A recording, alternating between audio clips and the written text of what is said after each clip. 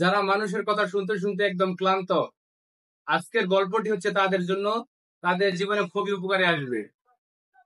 একজন বাবা আর একজন ছেলে হাটে যাবে, একটি ঘোড়াকে নিয়ে রওনা করেছে। তারপর একজন লোক জিজ্ঞেস করলো, তোরা দুজন হেঁটে যাচ্ছিস ঘোড়াকে রেখে, ঘোড়ার উপরে করে গেলেও তো পারতি তোরা।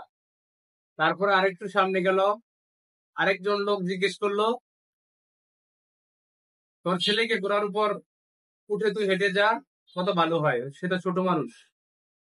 তারপর আরেকটু সামনে গেল, আরেকজন লোক জিজ্ঞেস করলো, কি নিষ্ঠুর ছেলে, বাবাকে, বৃদ্ধ বাবাকে পায়ে হেঁটে নিজে নিজে ঘোড়ার উপর চড়ে যাচ্ছে।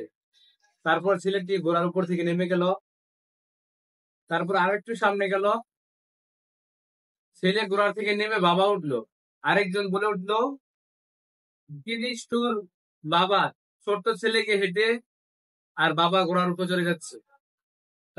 তারপরে বাবা ছেলে দুজনেই ঘোড়ার উপরে উঠলো। তখন ঘোড়াটি চলতে থাকলো, যেতে থাকলো।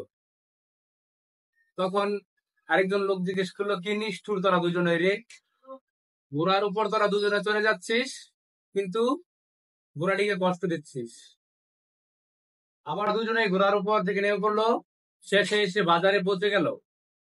হাটের মধ্যে জিজ্ঞেস করতে, তোরা ঘোড়াকে খাওয়া দাওয়া করিয়ে তোরা নিজে হেঁটে ঘোড়াকে হাঁটিয়ে আনলি, উপরে উঠলে আসতে পারতি।